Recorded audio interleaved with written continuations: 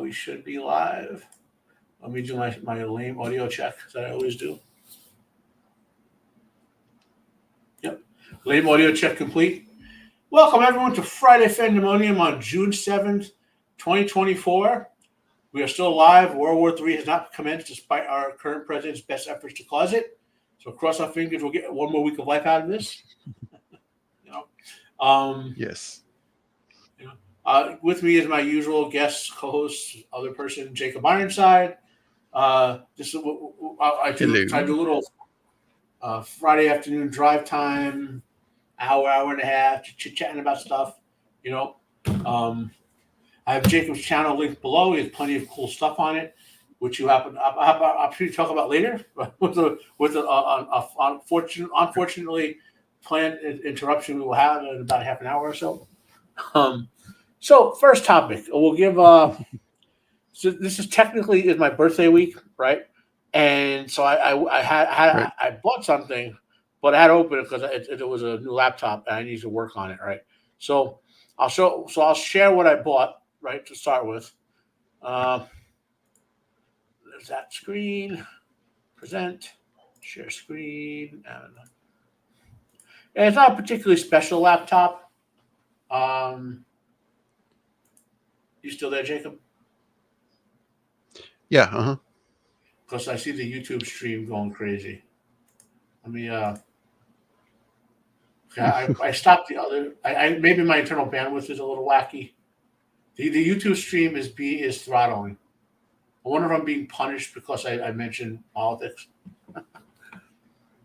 Anyway, we won't know.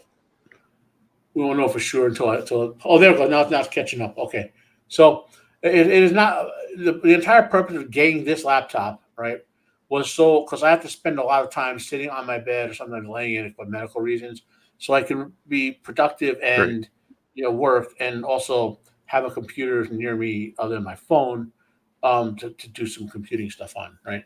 So it has a 1125 G4. It's a 3-year-old processor, 4 cores, eight threads.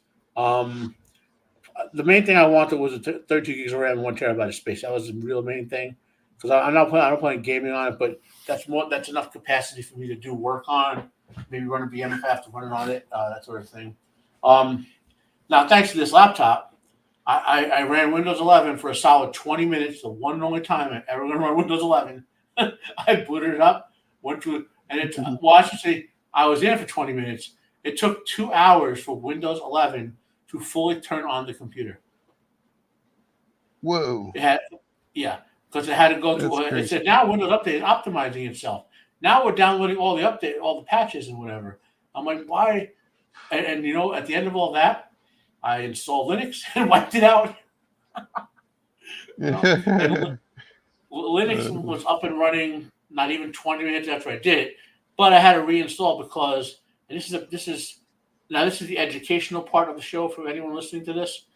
Not all Linux distros come the same, so I prefer Linux Mint because the user interface Cinnamon. Oh, here I have a. Let me share this out. Okay. Now this is Ubuntu Cinnamon, and I'll tell you why I have the Ubuntu Cinnamon in a minute. But ask me later.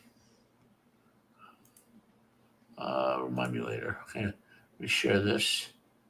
Stop screen, present, share screen window.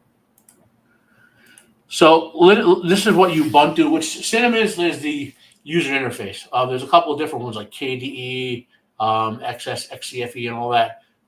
Right? Cinnamon is the one that has most like Windows. It has like what we'd call start menu. Programs organized like the old Windows 7 / Windows 10 or Windows 7. And now Linux Mint is like this, but green because of the Mint, right? And now why I had Ubuntu here is because Linux Mint is not a fork of Ubuntu, okay?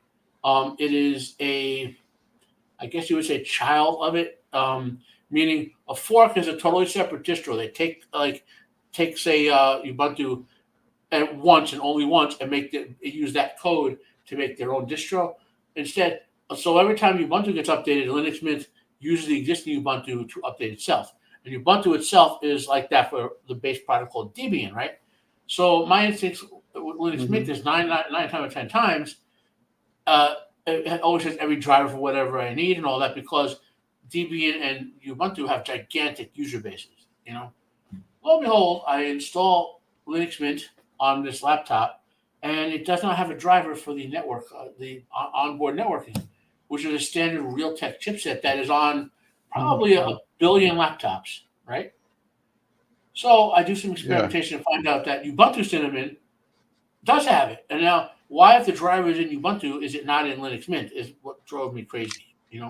So the laptop has Ubuntu Cinnamon running on it, which is why I have it in a VM because I want to test out before I ran it to see if it worked the same as a Linux. Like a lot of times they'll get their distro and they'll even though they say they're running the standard software, they'll customize it. But I'm okay with Ubuntu with Cinnamon Edition. Now the default interface for Ubuntu. I just close that window. Let me grab Debian. This is Debian. There we go. I don't know why Linux did this. Let's share another one.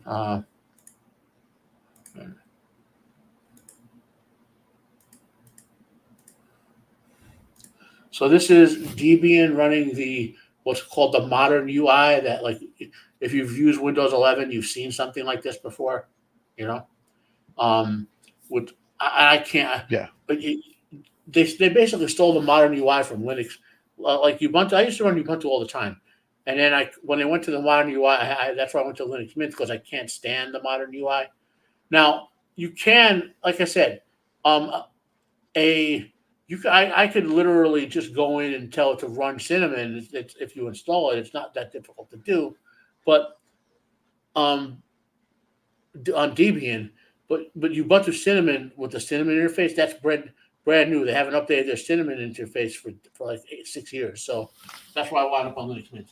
Anyway, long story short, a little bit of work, but now it's running fine on Linux Mint. Wireless is working fine. I got to install my network settings for it and stuff. So that's one of my birthday gifts to myself was that laptop. Which makes me increase my functionality and my enjoyment of doing work around my disability. By the way, I turned 51. So, happy birthday! Thank you. What else are we? Okay, so where to go from here? Oh, so it was the 80th anniversary of D-Day. I always like to look up on how many WW2 soldiers are still alive. So the number hasn't changed too much. When I did my Masters of the Air review, I was talking about this, and there were about because this is the as of 2023 number. So when I looked it up, it was about the same as of 2023. There were 119,550 of the 16.4 million U.S. military members who served in World War II still alive. So I wonder what 2024 is because it's got probably. I'll type 2024. See if they give a better updated number. Okay, so I guess because they'll update the number like later in the year or something like that, right? Yeah. Right. Oh, look at this. So it's projected that in 2036 there will be about 300 World War II veterans still alive. They'd be like 100 and something years old. Yeah. But I guess with modern medicine, Yeah.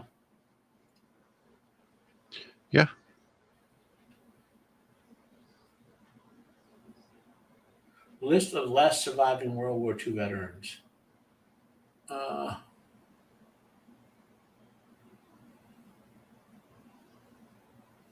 What is this? Let me put this up. So Wikipedia has this. The list of last surviving World War II veterans. The last surviving members of notable groups of World War II veterans identified by reliable sources. About 70 million people fought in World War II between 1939 and 1949. Oh, okay, I get what they're saying. Yeah. notability, right? It's pretty interesting. If all crap and woke crap on Wikipedia, the fact that people are taking the time to do this is kind of neat, you know. Yeah.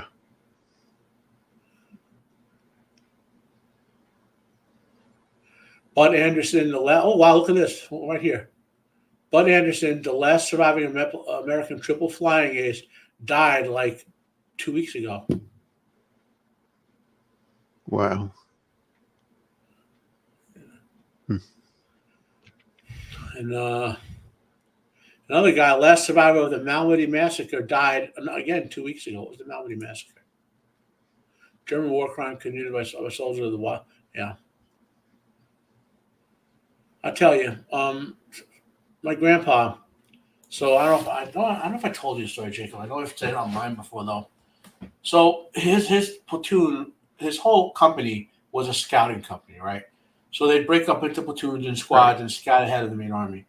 And so a lot of times they wound up clearing out German and SS emplacements and all that. And one of the things that upset the guys a lot, right, was when they would find SS like machine gun nests and all that. A lot of times they had those, the Hitler Youth soldiers, right, the teenagers and kids. They would have those with them as support, but when the adult SS retreated, they would sometimes chain the kids to the machine guns to provide cover fire. Yeah. And my grandpa was saying, him and his fellows, they were so sickened by having to kill kids in that circumstance that at that point in the war, they did not take any more SS as prisoners, ever. No except every SS they carried after that they killed, even if they surrendered. They said after that point, So just tells you how horrible the SS was as human beings, But, definitely. And then anyway, we were talking about this list here. Let me get rid of that window. And where are we? What beach did he land on? My grandpa. If I actually have, where is it? Second wave Normandy. I know there's a sub beach. I don't have the reference to it. I have an essay I wrote in high school about him that mentions it. Right. I just can't find what I did with it. Let me see if I could search for it. Matthew Marino.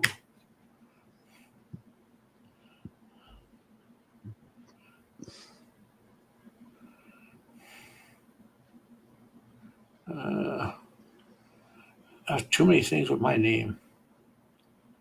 Because my grandpa, I'm named after my grandpa. His name was Matthew T. Marino.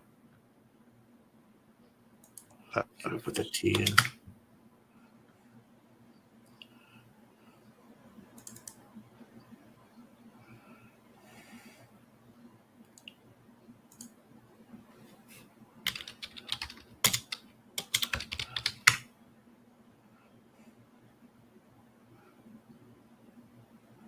Give me a second. I'm just running through a search and see if it will find.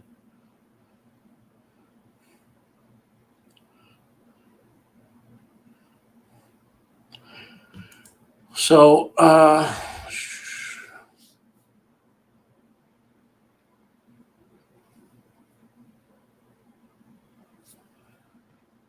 it's not finding it. It's somewhere in this depth of files I have in my personal drive. Like, you know what I mean? Mm-hmm. And I know I have the physical essay sitting around somewhere in a folder, like preserved. You know what I mean? But I also scanned it in so I could always have a record of it, type of thing. But anyway, so he went in on in Normandy. I forgot the sub beach on the second wave, and he was the only one in his entire company who went on on the beach who survived World War II. Wow. Yeah, and he got hit. There's actually a movie called The Bridge at Remagen. So I described that battle. In fact, I believe I talked about it during Masters of the Air for some reason. But so there's a name, the battle. What's the battle's name?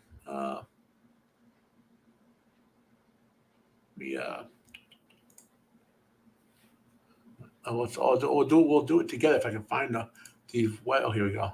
Uh, yeah, this you guys should see that. Okay. Um, Remagen Bridge battle. Well, the battle of Remagen, but it was a subset of another campaign, and the premise of it was that there was a bridge across a river, which I think might have been called the Remagen, right? Or the Rhine, or the Rhine.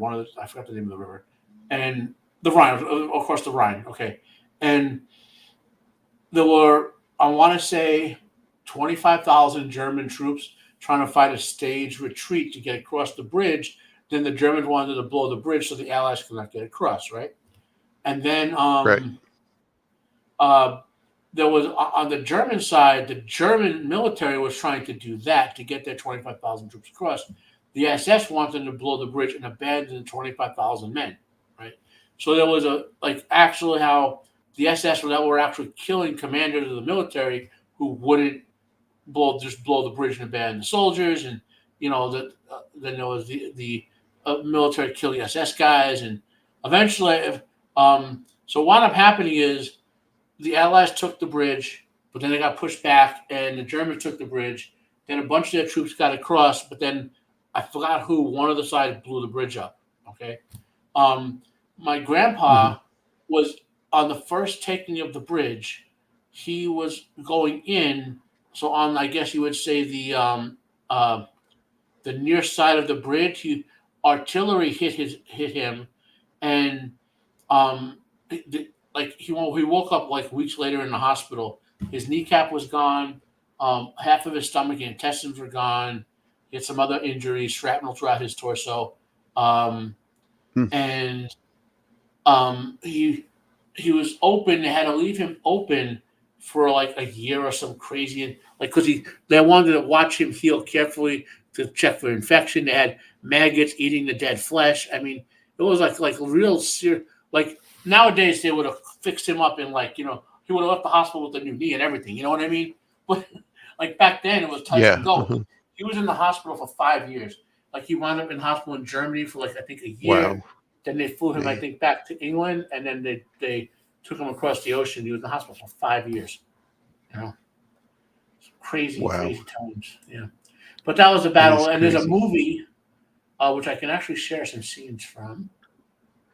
Okay, we'll get rid of that. We'll close that down. Let me go to this movies. Bridge. Is it Bridge of Remagen or The Bridge? The Bridge.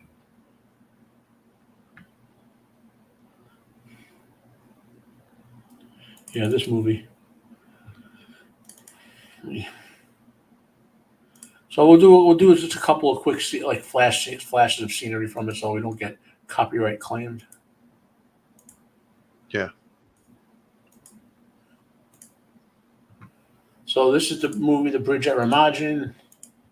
We killed the audio.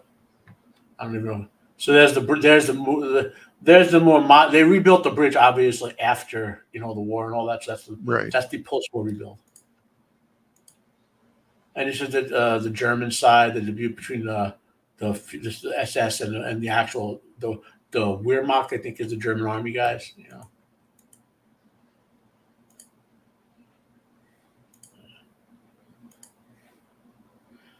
And a lot of times these were filmed with actual U.S. soldiers. Like they'd go to where the soldiers were doing their maneuvers.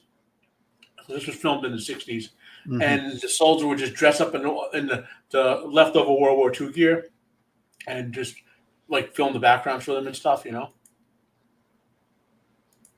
that's cool. Yeah. It's a really good movie, and obviously it's personal meaning to me because of my grandpa, But how about your was your grandfather there? Yeah, on my dad's side. Yeah, he actually started out in the 82nd Airborne, and he was in Africa and Italy, but it was after the fighting, and then was transferred to 101st before D-Day. So Yeah, I'm trying to find the he didn't talk much about it. Let me see if I could. And Where's the he share? died when I was like 2. Oh, we can do it this way.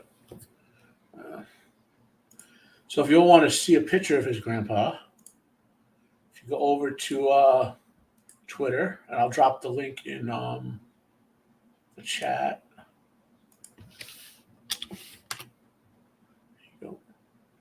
You can give a like to it, and you can read a little bit about him and all that.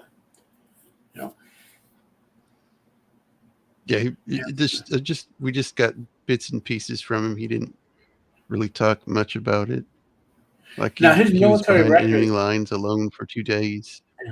His military records Yeah, are semi-public, and as his descendant, you're entitled to even the non-public ones. So you can email. He's in the army. You can email not email. You have to put there's a form you have to fill out to request the information.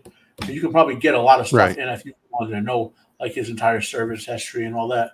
You can request it. Um, Yeah, I need to do now, that. now we were talking about another movie. Let me grab it. So to describe what his grandpa did, we'll find The Longest Day and see if I can get a spot where we show the air guys. He was in the 377th Artillery Battalion. So Radio this is Base. the great World War II film, The Longest Day, about the D-Day invasion of Normandy in the beaches. And this is the town where a bunch of air, what were they were paratroopers, the paratroopers going in the glider. I believe there's a hard landing, right? And then there was the one where here,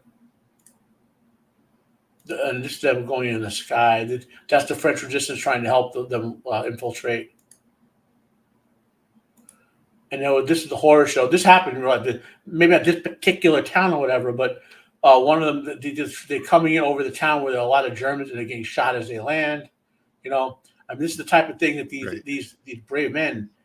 Nowadays, this would be precision. They go in like ninjas and stuff. No one even know they're there. But these guys are getting shot as they come down because they way off course. So,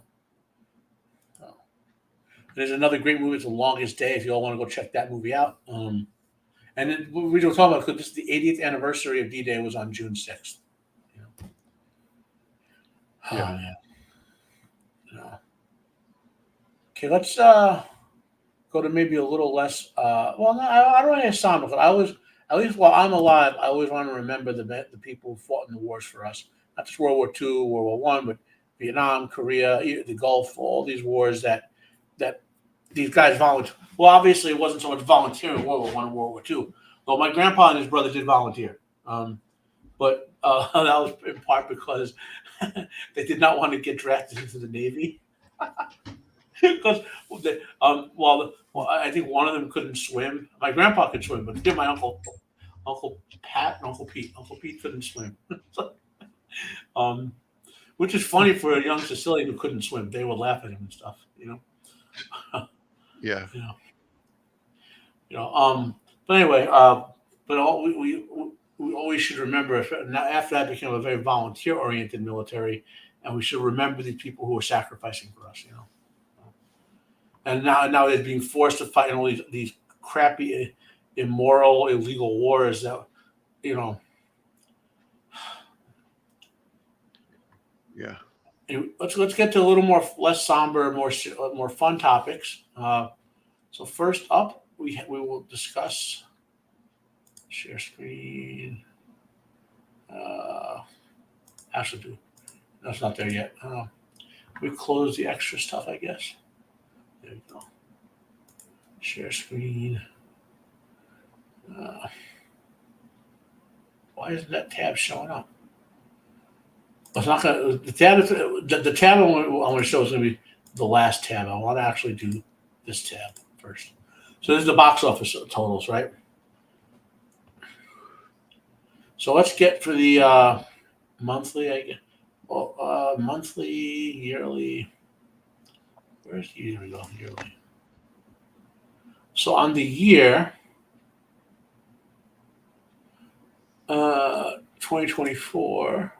Okay, Dune Part Two is still far and away the number one.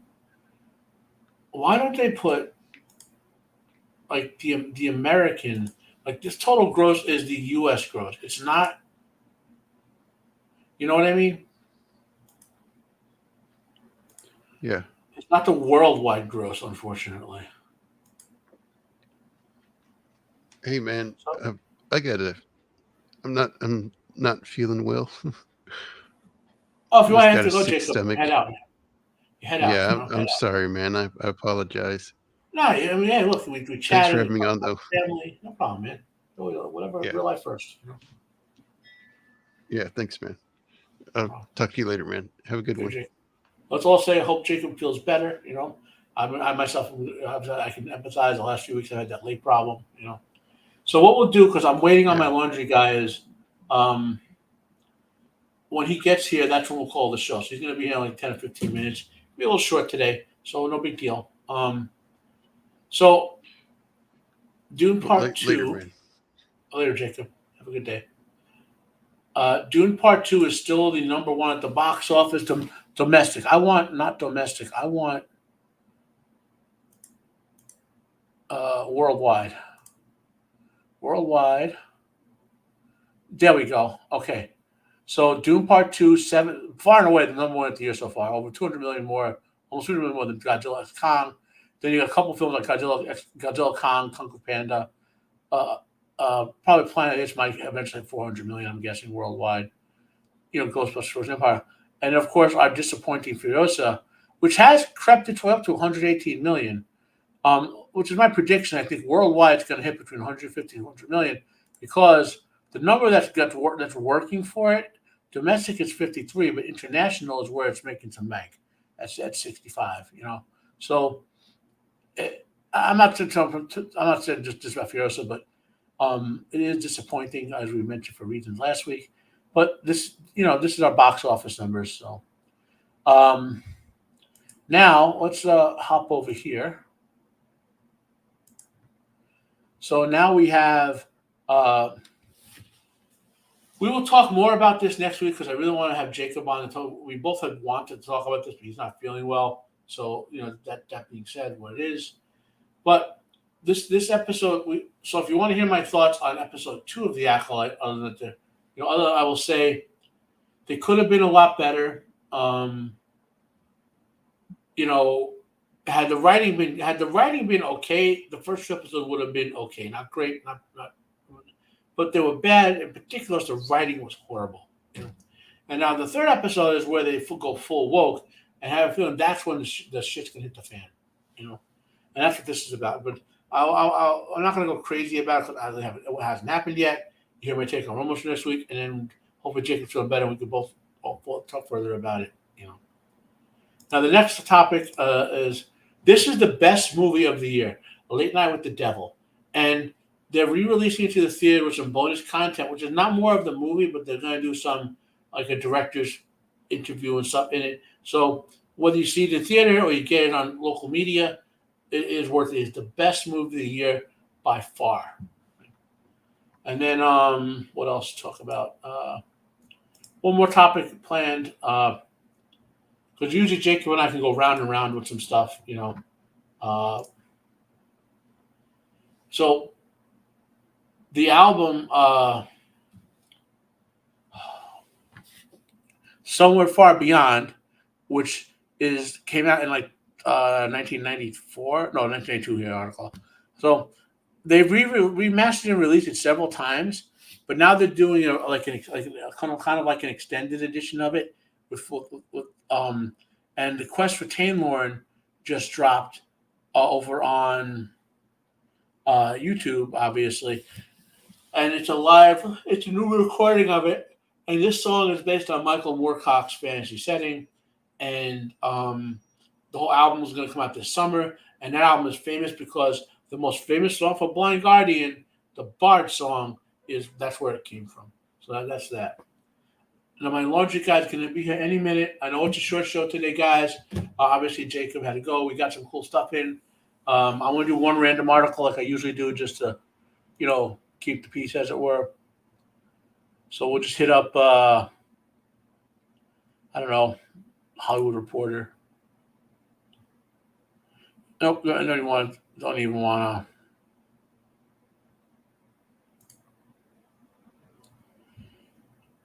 Maybe. Okay, so sorry to cut this short, guys. I was not really going to cut short. I plan to go around with Jacob on a few topics. So next week we'll do those topics. Because when you other than that, I'd say Jacob's show this Tuesday he has coming up is he did the X-Files last week, so he has coming up maybe Alien this week. I'm not sure. Every Tuesday night at 8 p.m. Eastern Standard Time on his channel, which is linked below, he reviews a movie or some classic TV shows. I'm on some of them. On one Saturday a month, he does a sort of general thing about some movie topics. And then we'll both be on Roman's channel next week. And again, sorry for the little bit of a short show, guys. Real life is conflicting with both me and Jacob today. I did want to get something in. So everyone, have a great weekend. Thank you for the birthday wishes out there. People wishing me a birthday. And I will stay safe for the weekend. I will see you all next week.